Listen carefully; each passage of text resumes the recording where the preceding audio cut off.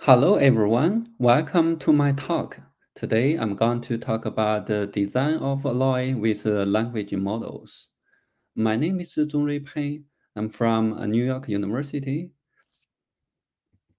So to get started, let's firstly talk about what is an alloy. And it's the topic of our today's talk. So alloy are very profuse in our everyday life. Here I show some example. On the left, you see is a door knock. You can when you visit a friend, you knock their door. Probably it's not exactly like this anymore. So it's this door knock is made of bronze. Bronze is, a two-component alloy. It's copper and tin, and it's very old and very traditional alloy.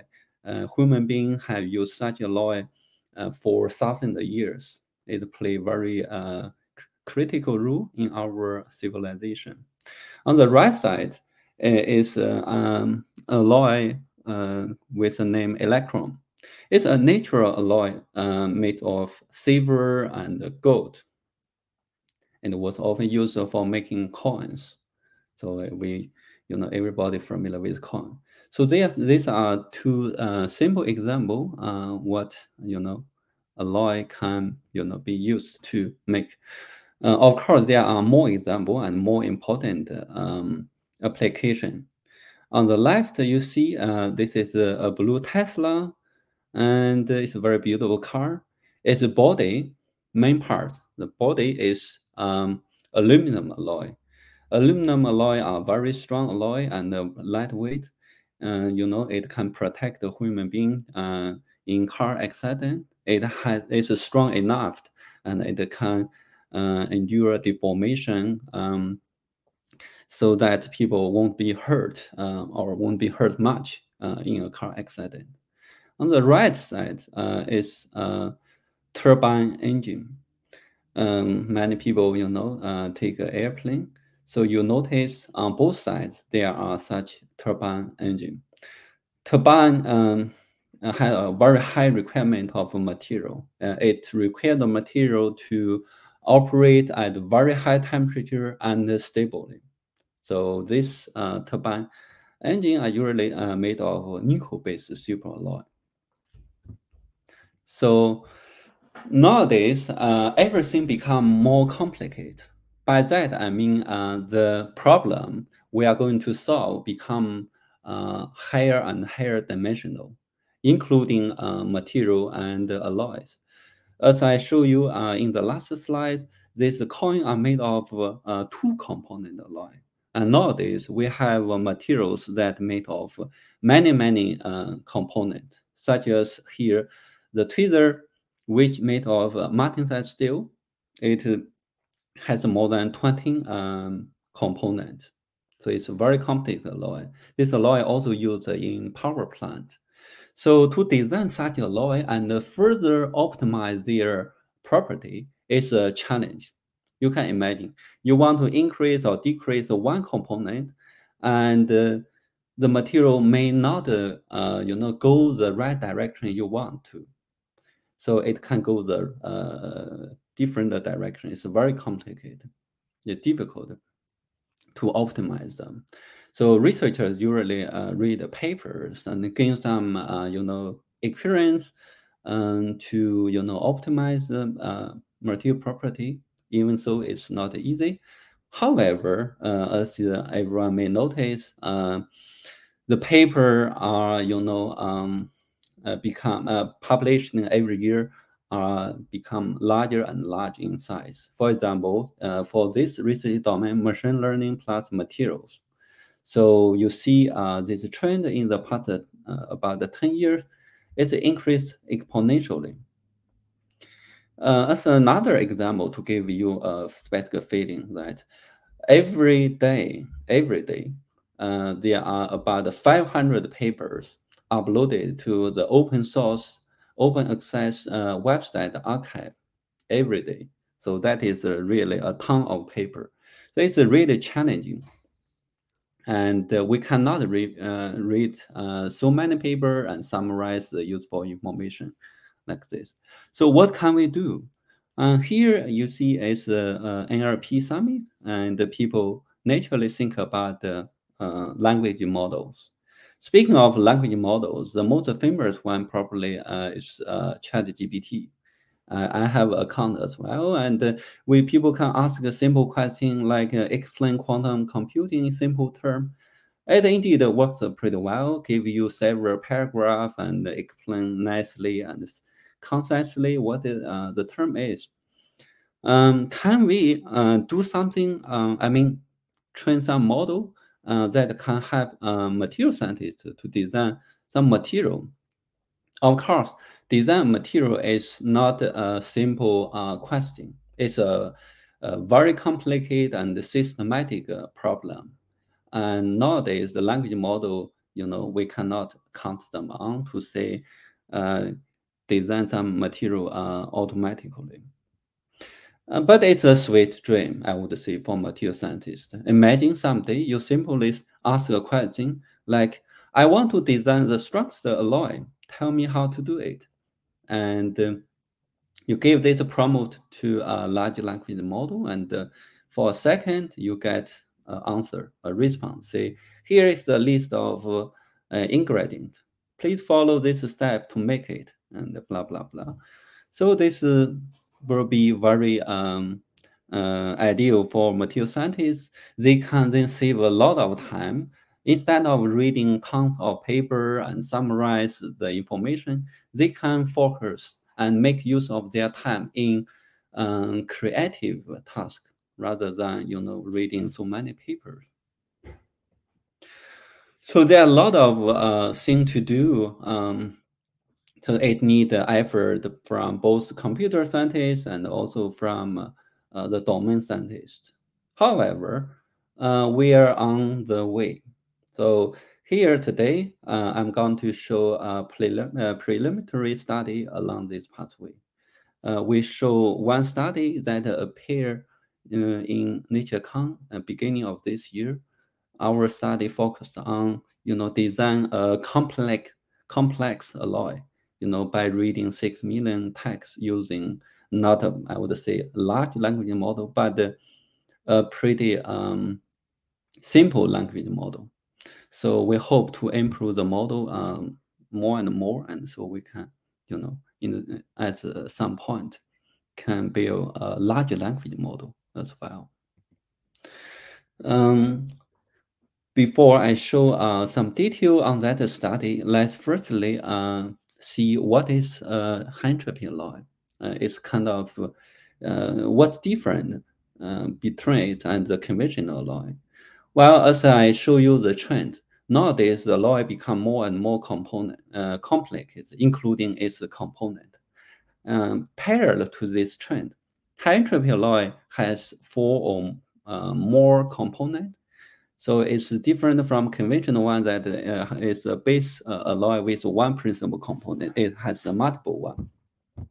So each of them are principal, and they have a concentration between, let's say, 5 atomic percent to 35 atomic percent. Originally, it assumed to be a solid solution. A solid solution is like multiple components. They stay harmonically together. They form a single phase. And later on, the concept is adjusted, and some, alloy with the second phase are also considered as a high-entropy alloy, only if their configurational entropy is higher than conventional ones.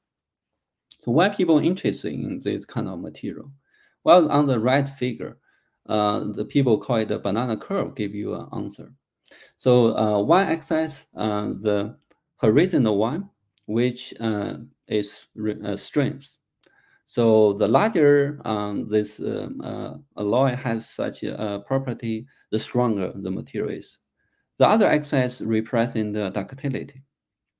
Ductility is to describe, how much deformation you can gain before the material fracture. So we of course want material, have excellent property of both, which means the material appear in the right up corner in this figure. Interestingly, As you see, high-entropy alloy indeed appear in this area indicated by the arrows.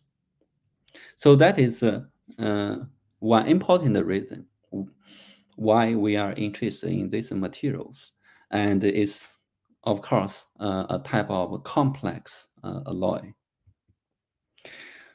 Well, our solution to design such alloy, as I indicate, is based on natural language processing. Just in case somebody jump in and I'm familiar with the concept, I use a simple term to explain what it is. So you see, when I'm talking and you're listening, your brain actually receive the signal of language, and you process it and offer reasonable feedback. So this process is kind of NLP process.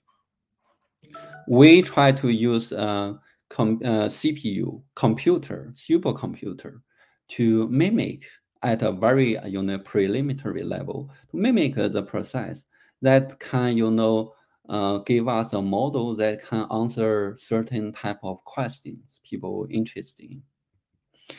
NLP method is pretty broad. It's a research domain located at the intersection of linguistics, computer science, and AI. So in this study, I'm going to choose a pretty simple algorithm, skip gram. It has a neural network structure, but with only one hidden layer. So it's a type of word embedding algorithm. By word embedding, I mean the target of this algorithm is to maximize a target word in its context.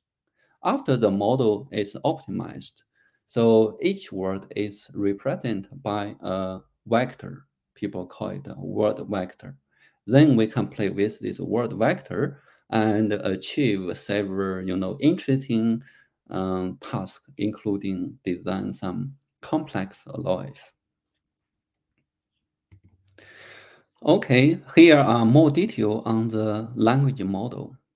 You see, the first step we want to do is to collect the data. And the data used in this study are abstract of scientific papers.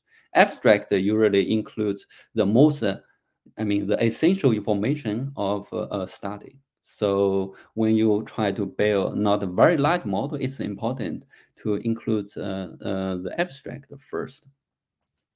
So then you pre-process the data into some word pairs. If you have a paragraph of a paragraph, then you try to separate the full sentence into small pieces and make word pairs according to the neighbor, how many neighbor you want for a certain word. And this process, people call it tokenization. After tokenization, you have word pairs, and you are almost ready to feed the training data into the neural network. The computer is difficult to for it to read, natural language. So we have to transfer each word into the so-called one-hot vector. By one-hot vector, we mean in the vector, there, it's a very high dimensional vector. The dimension is determined by the vocabulary size.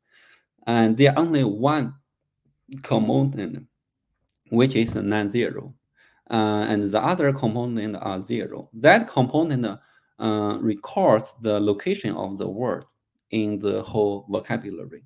So then after you finish this step, you feed your data into this one layer or one hidden layer neural network. You optimize, your target is to maximize the appearance probability of your target word in that context determined by the window size of your model. After optimization, the essential information is kept in a bigger matrix. The matrix that connect your input layer and the hidden layer. And then you can multiply this matrix. People use M to represent it. Multiply that matrix with one hot vector. Then you will have a unique vector to represent each word appear in your vocabulary.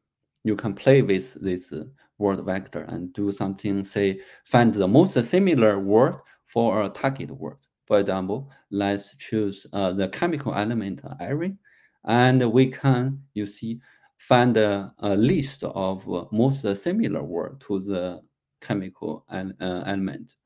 For example, here we find cobalt, chrome, manganese, nickel. Of course, these chemical elements are very similar to iron because they are neighbors in periodic table of the element. Similarly, we can do a a searching ranking for the word also a chemical element nickel.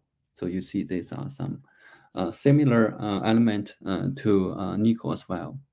So this model is released in GitHub. You can go there and download it and play it yourself.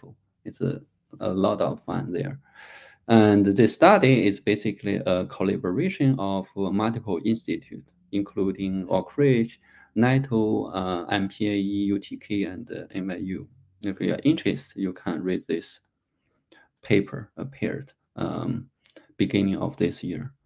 Okay, and so for the model, there's one very important technical detail. Of course, there are many technical details. There are many hyperparameters you want to tune and make sure your model is stable.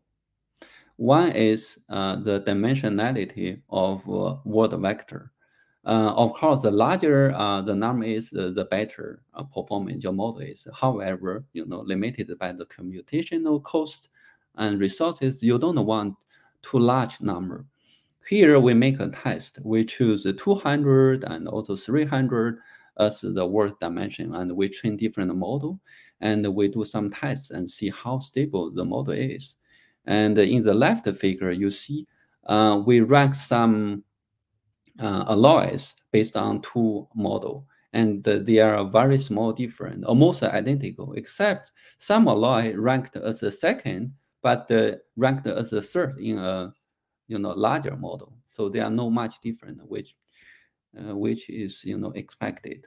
And as another test, we chose the word alloy HEA, and we check its most similar word in the model with 200 dimension is such, and also we check for the model with 300 dimension as it is shown in the figure B, and they are almost the same.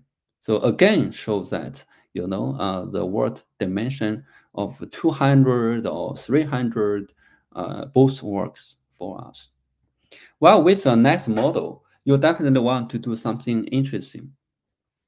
So one thing we find is you see for each chemical element, we have a word vector. Can we reproduce the periodic table of elements? The answer is almost yes. If you see in figure A here, with the word vector, after dimension reduction, by algorithm like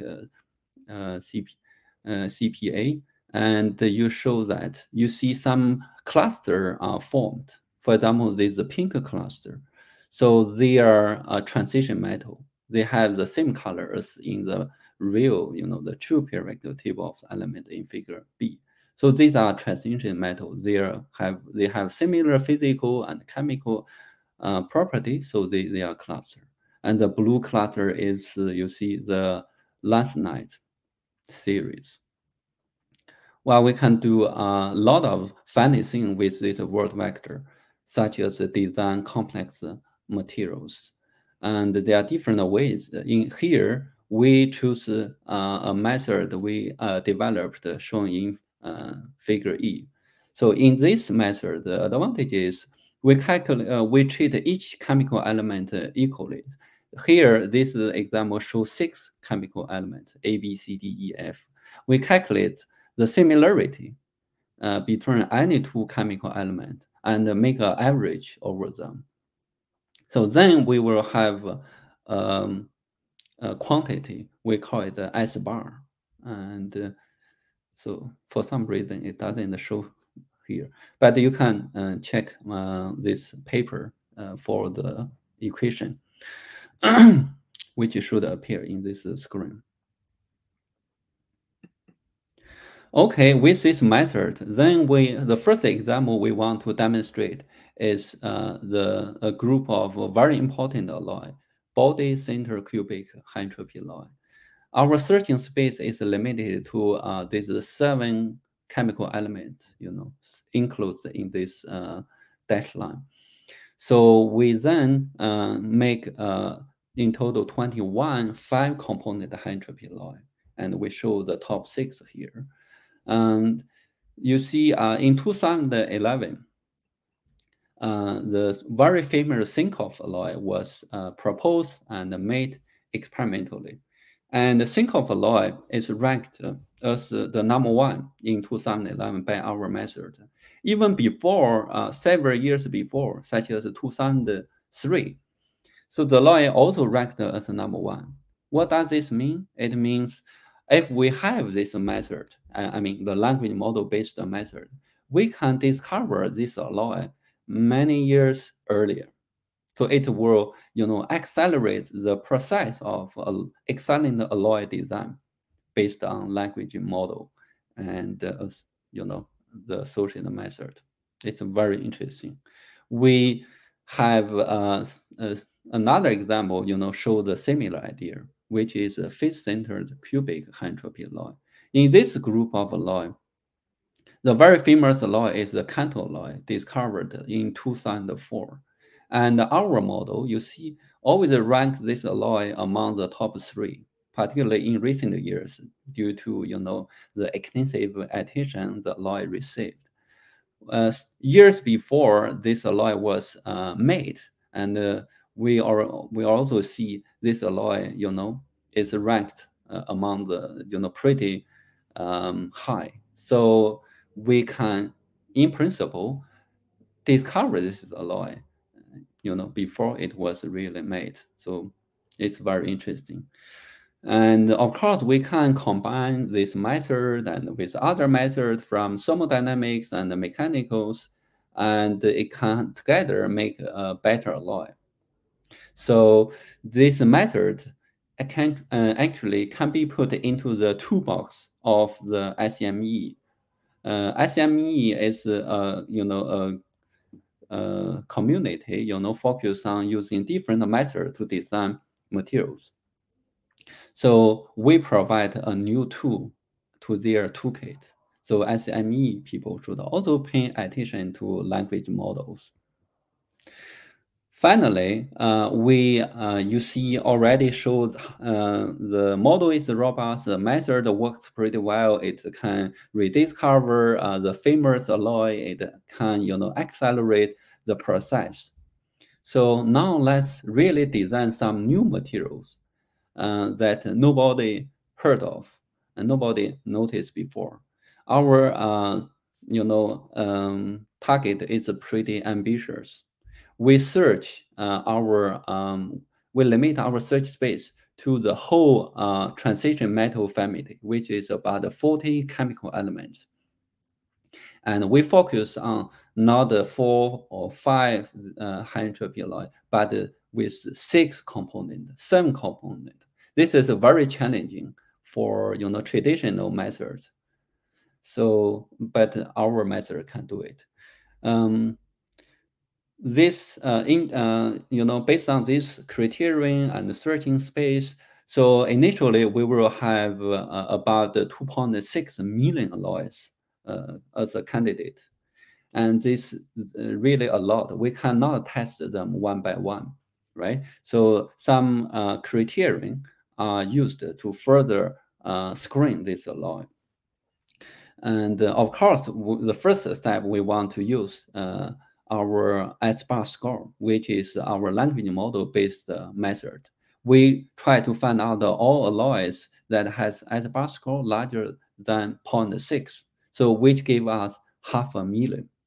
Then we further screen this alloy with thermodynamic-based criterion and also density. So we hope design lightweight alloys, which means we want alloy have a density lower than pure iron, which is 7.8 gram per cubic centimeter. So eventually we are left with about 500 alloys. You see, starting from 3 million, and we are left with about 500. So this is a really amazing design process, and the people can, try this 500 alloy, which, not much work compared to 3 million. In the future, we can include other criteria, such as the sustainability. Sustainability is an important problem. Our society, we know, is facing, the energy crisis, environmental problem. We hope to design some material, help promote sustainability. Since the information of sustainability exist in the publication, research articles, and so on. So in principle, we should be able to extract such information and use it in alloy design based on language models. As you may still remember at the beginning of this talk, I mentioned a sweet dream for material scientists. So someday, if we can, simply ask the large language model, what kind of thing shall we do to design the strongest alloy? And it gave you see a list of ingredients and steps you need to follow to make them. That will be really, really beautiful dream. We hope it will come true soon with joint effort of domain scientists and computer science. So with this, I would say thank you very much for your attention. I'm looking forward to some questions. If you have more questions after this talk, you can also, write me emails here on my email address. Okay, that's my talk. Thank you.